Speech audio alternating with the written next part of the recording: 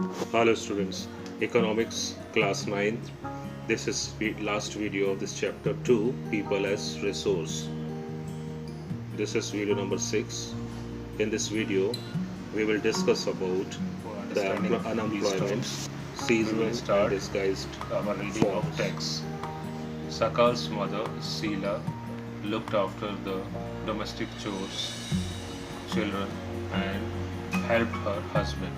So, Sakal's mother, Sheila, is working at home and she is looking after the daily works, her children, and helped her husband, Bhuta, in the field. And her husband is Bhuta and she is helping her in the field. Sakal's brother Jitu and sister Situ spend their time playing and roaming here and there. And the two small brother and sister of Sakal, they are not doing anything and they are playing and roaming. Can you call Sheila or Jitu or Situ unemployed? If not, why? We can't call them unemployed because they are small kids and his mother is working at home. Unemployment is said to exist when people who are willing to work at the going wages cannot find jobs. So unemployment is the condition when people is ready to perform or doing some work but they are not getting jobs. So Sheila is not interested in working outside her next page domestic domain. She is working at home. Jitu and Situ are too small to be in the workforce population. So these two brother and sister of Sakal was not acquired the age of working. So they are not working people. Neither Jitu or Situ or Sheila can be counted as a unemployed. The workforce population includes people from 15 years to 59 years. So working population group is 15 years to 59 age group. So these are the people who should work and they are counted as a unemployment conditions. Sakal's brother and sister do not fall within this age group, so they cannot be called unemployed. Sakal's mother Sheila works for the family. She is not willing to work outside her domestic domain for payment. She too cannot be called unemployed. She is employed, but she is working at home and she is not working on salary basis. She is performing her daily routine works. Sakal's grandfather, although not mentioned in the story, cannot be called unemployed because they also cross the age group of 15 to 59. In case of India, we have unemployment in rural and urban areas. So we can categorize our unemployment on the basis of the places, city unemployment and the village unemployment. However, the nature of unemployment differs in rural and urban areas. So nature of this unemployment is different in the different places. In case of rural areas, there is a seasonal and disguised unemployment. We can see the seasonal unemployment in the villages and disguised unemployment in the villages. Urban areas have mostly educated unemployment. We can see the educated people are in urban areas or city areas. They are educated but they are not getting job. Now we try to understand what is seasonal unemployment. Seasonal unemployment happens when people are not able to find jobs during some months of year. Means he is getting job in some months and other months they are free. People depend upon agriculture usually face such kind of problem. So this problem faces by the farmers or the farmer labor. There are certain busy seasons when sowing, harvesting, weeding and threshing is done. Certain months do not provide much work to the people dependent on the agriculture. So they are getting work in certain months and rest of months they are free. In case of disguised unemployment, the second type of unemployment is called disguised unemployment. People appears to be employed. They are looking as they are performing work, but actually they are not. They have agricultural plot where they find work. This usually happens among families members engaged in agricultural activities. The work requires the service of 5 people but engages 8 people. So the work needs only 5 people to engage, but there are 8 people who are doing that work. Means 3 people more. 3 people are extra in this work. These 3 people also work in the same plot as the others. The contribution made by the 3 extra people does not add to the contribution made by the 5 people. If the 3 people are removed, the productivity of the field will not decline. So if the 3 people are not doing that work, so the productivity of that land or output from that land doesn't have make any change, doesn't have any change. Because of that, no, they are not working. The field requires the service of 5 people, and the 3 extra people are disguised unemployed. So those 3 people are disguised. They are not doing the actual work, but they are in the disguised form, and that is called disguised employed. So this is called disguised unemployment. Conditions we can see in the seasonal or disguised unemployment in the rural areas, village areas. In case of the urban areas, educated unemployment has become a common phenomena. So educated people are there, but they are not getting job, or they are not performing any productive work. Many youth with matriculation, graduation and post-graduation degrees are not able to find jobs. So they are having degrees, but they are not getting any job. The study showed that unemployment of the graduate and postgraduate has increased faster than among matriculation. So we can see in the reports that the postgraduate or the graduates are more unemployment as compared to the matriculated persons or the students. A paradoxical manpower situation is witnessed as surplus of manpower in certain categories coexist with the shortage of manpower in others.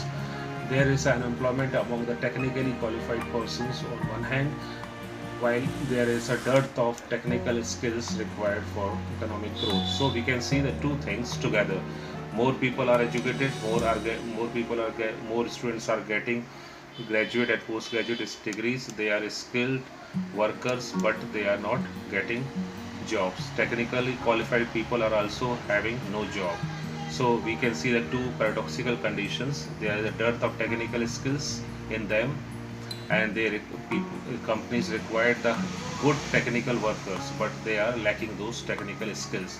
So we can see the contrast in the urban areas, and those people are required for the economic growth, but they are having degrees, but they are not deft hand. Unemployment leads to wastage of manpower resource. So as we know, if people are not getting job and they studied and they acquired a skill, so that time is, as they are wasting their time.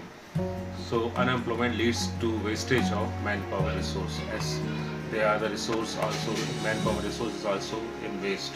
People who are an asset for the economic turn into a liability. So these people should be the asset for the economy, but they are turned into liability because they are not getting job and they are not performing asset.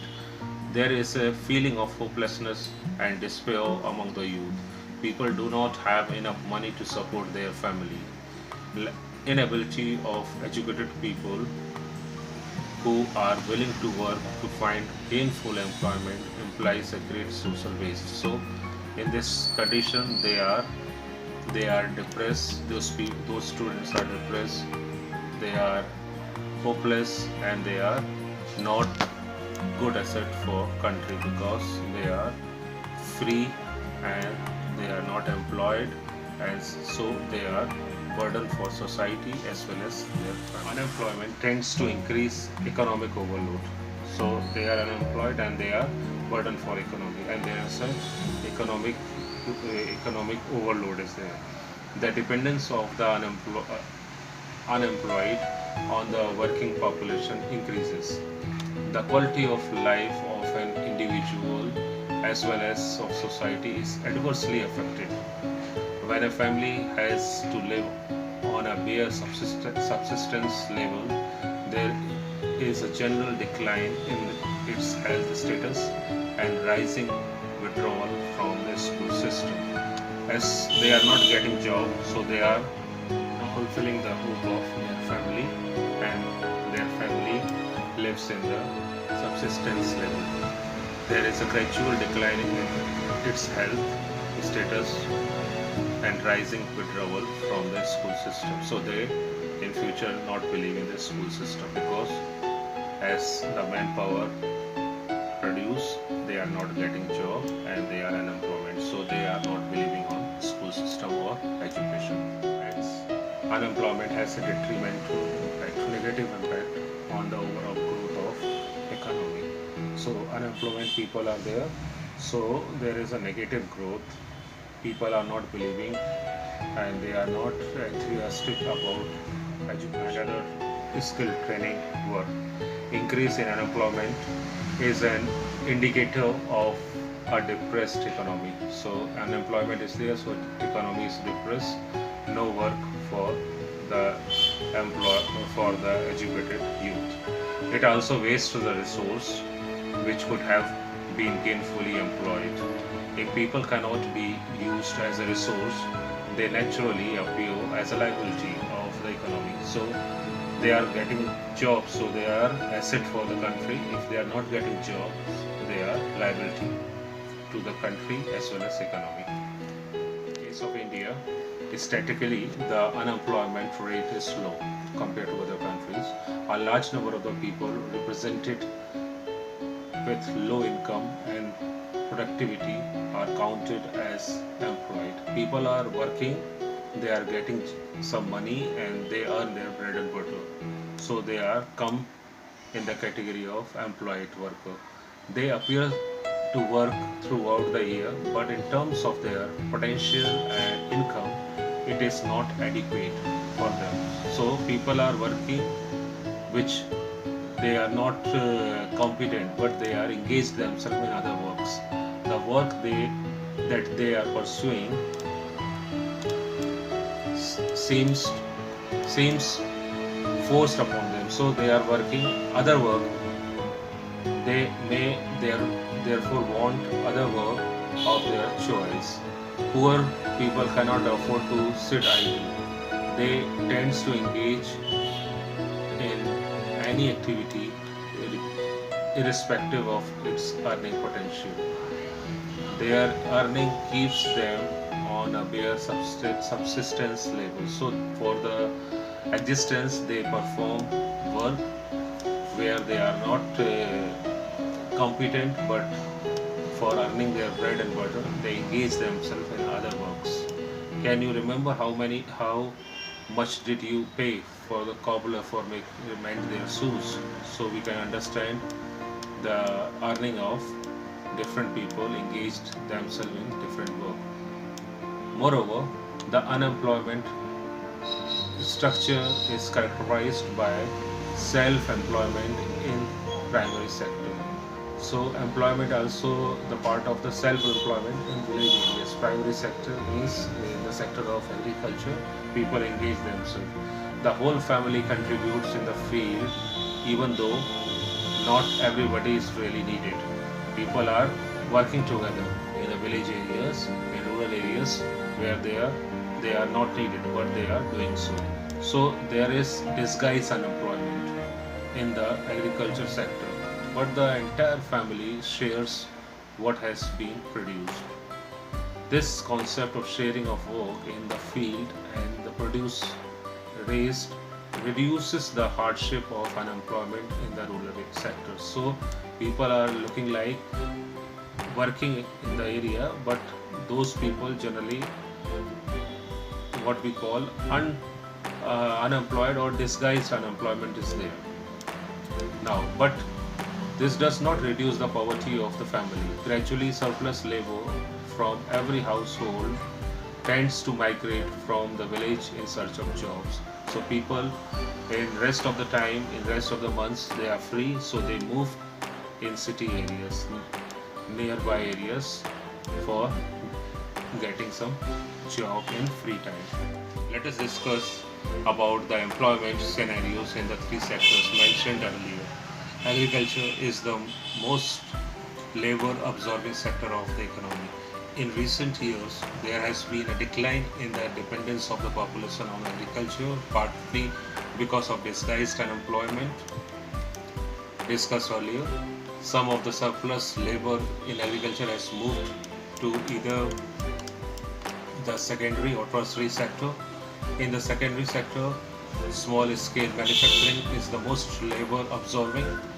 In case of the tertiary sector, various new services are now appearing like biotechnology, information technology and so on. So we can see in the recent past the people are moving from the local work